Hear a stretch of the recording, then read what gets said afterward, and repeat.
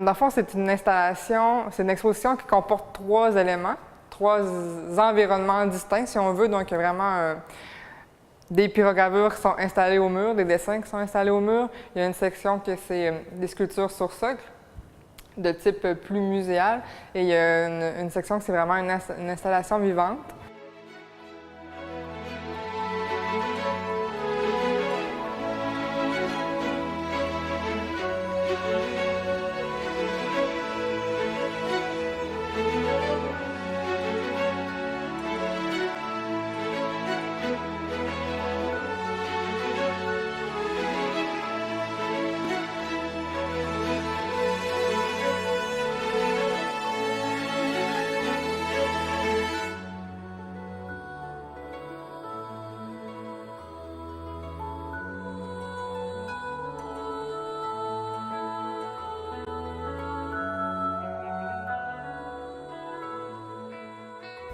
Donc, c'est une installation qui met en scène des éléments vivants avec des éléments qui sont de type plus sculptural.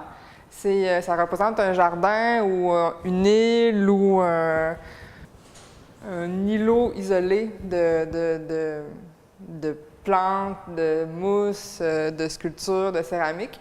Donc, j'ai planté pour le début de l'installation, dans le fond, il y a des choses qu'on ne peut pas encore voir parce que j'ai planté des graines dans cette installation. Donc, c'est une exposition qui est évolutive. Si les gens viennent du début de l'installation, ils ne verront pas nécessairement tout ce qui va pousser. Et toutes les fois que les gens vont venir, ça va avoir un petit peu changé. Donc, il y a des choses qui vont vivre, il y a des éléments qui vont mourir, il y a des éléments qui vont, dans le fond, envahir les sculptures. Bien, c'est ce que j'espère. Mais c'est vraiment quelque chose que je ne peux pas contrôler. Ça a été planté, c'est moi qui ai sélectionné qu'est-ce que j'allais planter, où j'allais le mettre, mais je ne sais pas comment ça va nécessairement évoluer, si ça va vraiment fonctionner comme je le pense.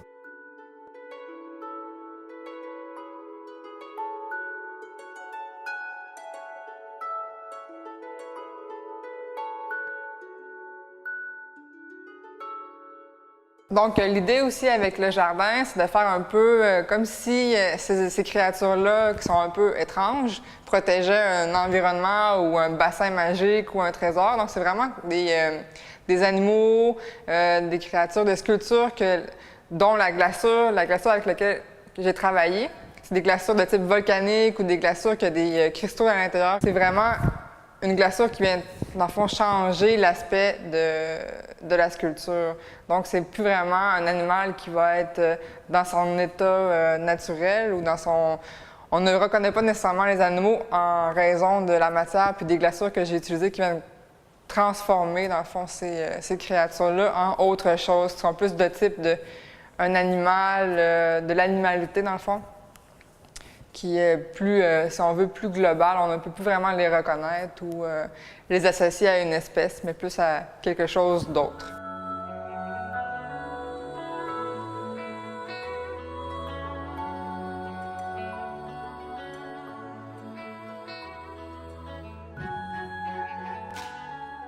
Sinon, il y a une série de pyrogravures, donc c'est vraiment des dessins il n'y a aucun crayon. En fait, c'est vraiment que le dessin a été brûlé. C'est brûlé, c'est rehaussé à l'aquarelle, puis après c'est découpé, donc il y a vraiment un montage de couches successives pour la création de ces dessins-là, de ces images-là. Et c'est un peu toujours dans la même thématique de communautés d'animaux, de communautés humaines qui semblent protéger quelque chose ou qui semblent habiter des environnements qui sont peuplés de champignons, de bassins fumants, plein d'éléments naturels qu'on peut reconnaître, mais qui sont à la fois différents de ce qu'on connaît. Donc, c'est un peu des sociétés magiques.